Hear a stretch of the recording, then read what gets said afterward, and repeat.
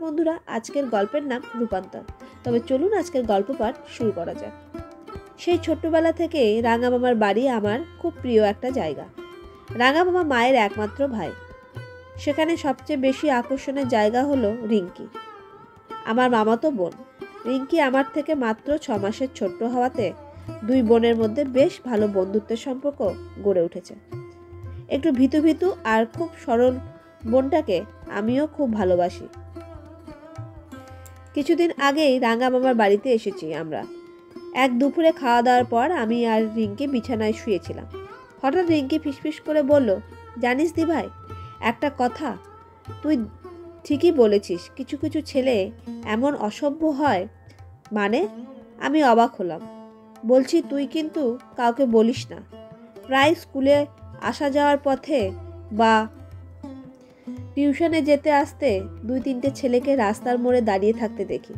আমাকে দেখলেই অসভ্যের মতো তাকায়, নোংরা কথা বলে, বিশ্রী গান গায়, খুব ভয় করে। সে কি রে? হ্যাঁ, ভয় করে আমার। ভয় পাস না, ওই অসভ্যগুলোকে ইগনোর কর, কদিন আর ঘেউ ঘেউ করবে, ঠিক থেমে যাবে একদিন। হ্যাঁ, তাই তো করছি, বলল রিঙ্কি। সেদিনের মতো প্রসঙ্গটা চাপা হয়ে গেল। কিছুদিন পরে রিঙ্কি আমাকে নিয়ে ওর এক বান্ধবীর বাড়িতে গেল। ফিরে আসতে সন্ধে পেরিয়ে গেল। তাড়াতাড়ি পা চালাচ্ছিলাম দুইজনে। কলকাতার মতো এখানে রাস্তায় মানুষের ভিড় থাকে না, চারপাশ ফাঁকা। রাস্তার মোড়ে এসে আমার হাত খিমচে ধরল রিঙ্কি। চাপা গলায় বলল, দি ভাই, ওই ছেলেগুলো দাঁড়িয়ে আছে দেখ। রাস্তায় অস্পষ্ট আলোয় দেখা যাচ্ছে ঝাঁকড়া গাছটার নিচে 3টে ছেলে দাঁড়িয়ে আছে। রিঙ্কির হাত চেপে ধরে ফিসফিস করে বললাম, ভয় পাস না, আমরা দুজন আছি, ওরা কিছু করবে না। যদিও ভয় আমিও পাচ্ছিলাম, কিন্তু রিঙ্কিকে সেটা বুঝতে দিলে ও আরও ভয় পেয়ে যেত। যা ভীতু। রিঙ্কির হাত ধরে ছেলেগুলোকে পাশ কাটিয়ে যাচ্ছি, হঠাৎ পথ আটকে দাঁড়ালো ওরা। চোখ মুখ স্বাভাবিক লাগছিল না ওদের। আমি রিঙ্কিকে আড়াল করে দাঁড়ালাম। বুঝলাম ভয় পেলে চলবে না, তাতে বদমাশগুলো আরও বাড়াবাড়ি করবে। চড়া গলায় বললাম, কি ব্যাপার, রাস্তা আটকাচ্ছ কেন? পথ ছাড়ো, নইলে কিন্তু পথ তো ছাড়বো না। এসো না, আমাদের সাথে একটু বসো। ছেলেটা বিকৃত ভঙ্গিতে হেসে উঠল। ওর মুখ থেকে বিশ্রী গন্ধ আসছিল। গা গুলিয়ে উঠল আমার। এক ধাক্কায় ছেলেটাকে সরিয়ে দিয়ে রিঙ্কির হাত ধরে এগোতে লাগলাম। সঙ্গে সঙ্গে আর একটা ছেলে রিঙ্কির হাত চেপে ধরল। দু চোখে অশ্লীল ইঙ্গিত। রিঙ্কি কেঁদে ফেললো এবার। ভয়ে থরথর করে কাঁপছিল ও। আমি প্রাণপণে রিঙ্কির হাত ধরে দৌড়ে পালাতে যাচ্ছিলাম, কিন্তু পারছিলাম না। আপনা থেকেই গলা দিয়ে চিৎকার বেরিয়ে এলো, বাঁচাও বাঁচাও। আমার চিৎকারে কোণের বাড়ি থেকে বেরিয়ে এলো কেউ। চিৎকার করলো, কি হচ্ছে ওখানে? ভরকে গিয়ে ছেলে 3টে পালালো ছুটে। আরও কয়েক লোকজন ছুটে আসলো ততক্ষণে। সবাই মিলে আমাদের বাড়ি পৌঁছে দিল। রিঙ্কি তখনও ভয়ে ফ্যাকাশে হয়ে আছে, আমিও আতঙ্কে দিশেহারা। রাঙা মামা সবটা শুনছিল। তার মুখ কঠিন হয়ে উঠল, চোখ দুটো জ্বলছে লাগলো রাগে। দাঁতে দাঁত চেপে বললেন, এই রকম ভীতু হলে চলবে কি করে? দাঁত নখ বের করতে শেখো এবার, নইলে ওই হায়নাগুলোকে উচিত শিক্ষা দেবে কে?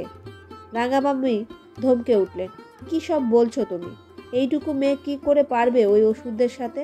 এই মানবিকতার জন্যই তো অসুরেরা আজ পাত্তা পাচ্ছে না। কাউকে তো রুখে দাঁড়াতেই হবে, জবাব দিলেন না মামি। আমি বুঝতে পারলাম রাঙা মামা ভয়ঙ্কর রেগে গেছেন। অপমানের জ্বালা আমার বুকেও ধরিয়ে দিয়েছিল। রিঙ্কিকে দেখে কিছু বুঝতে পারছিলাম না। সে তখনও ভয়ে জড়সড় হয়ে আছে। পরদিন রাঙা মামা পুলিশে কমপ্লেন করলেন। তারপর ছেলে 3টেকে আর দেখা গেল না। স্বস্তির শ্বাস ফেললাম আমরা। কলকাতায় ফিরে এলাম কিছুদিন পর। ঘটনাটা কিন্তু মাথা থেকে গেল না। এরপর রাঙা মামার বাড়িতে গেলেও খুব সাবধানে রাস্তায় বেরিয়েছি। ক্লাস 12-এর পরীক্ষা শেষ হবার পর রাঙা মামার বাড়িতে এলাম আবার। রিঙ্কি এসে জড়িয়ে ধরলো আমায়। কেমন আছিস দি ভাই? ভালো রে, কিন্তু তুই দিন দিন এত সুন্দর হচ্ছিস কি করে? ধ্যাত, লজ্জা পেয়ে গেল রিঙ্কি। আমি হেসে উঠলাম। দুপুরে খাবার পর রিঙ্কির সঙ্গে অনেক গল্প হচ্ছিল। পুরনো অনেক কথা মনে পড়ে যাচ্ছিল দুইজনেরই। বিকেলে রিঙ্কি বলল, চল দি ভাই, নদীর পাশ থেকে ঘুরে আসি, খুব ভালো লাগবে। সেই তিক্ত অভিজ্ঞতার কথা মনে পড়ে গেল। বললাম, না রে, বাদ দে, ঘরেই থাকি।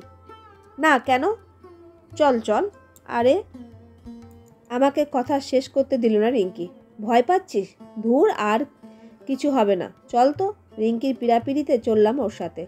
নিজের সাইকেলের পেছনে আমাকে বসিয়ে রিঙ্কি ছুটল নদীর দিকে। নদীর কাছে পৌঁছে সত্যি মনটা ভালো হয়ে গেল।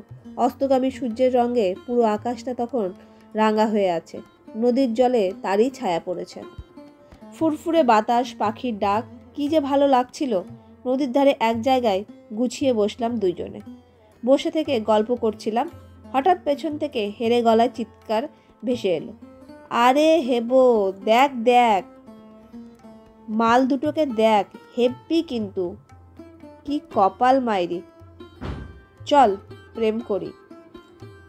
আমি চমকে উঠলাম। দেখি দুটো ছেলে এগিয়ে আসছে আমাদের দিকে। ভয় পেয়ে গেলাম। রিঙ্কি উঠে দাঁড়ালো। চল দি ভাই, বাড়ি ফিরবো। পাশে দাঁড় করিয়ে রাখা সাইকেলটা নিয়ে রওনা হলো রিঙ্কি। কিন্তু ছেলে দুটো লাফিয়ে সামনে চলে এসেছে ততক্ষণে। কোথায় যাচ্ছ বেবি? একটু বসো প্লিজ। শিউরে উঠলাম আমি। রিঙ্কি দেখি শক্ত মুখে সাইকেল নিয়ে ওদের পাশ কাটিয়ে এগিয়ে যাচ্ছে। একটা ছেলে হঠাৎ সাইকেলের হ্যান্ডেল চেপে ধরল। হ্যাঁ হ্যাঁ করে হাসছে আবার, যেন ভারী মজা হচ্ছে। রিঙ্কিকে দেখে অবাক হচ্ছিলাম। কই, ও তো ভয় পাচ্ছে না। রাগে চোখ দুটো জ্বলছে ওর। আমাকে ঠান্ডা গলায় বলল, দি ভাই, সাইকেলটা নিয়ে তুই ওই দিকটায় গিয়ে দাঁড়াও। আর তুই? চাপা গলায় বললাম।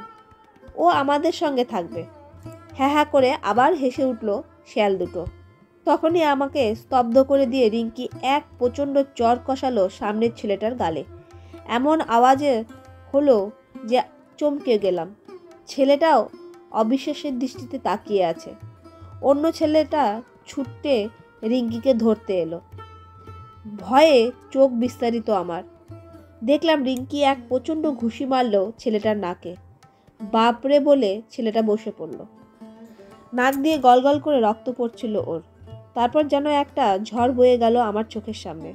ক্রমাগত লাথি আর ঘুষিতে ছেলে দুটোকে দুদিকে ছিটকে ফেলল রিঙ্কি। আমি হাঁ করে তাকিয়ে আছি তখনও। যা দেখছি ঠিক দেখছি।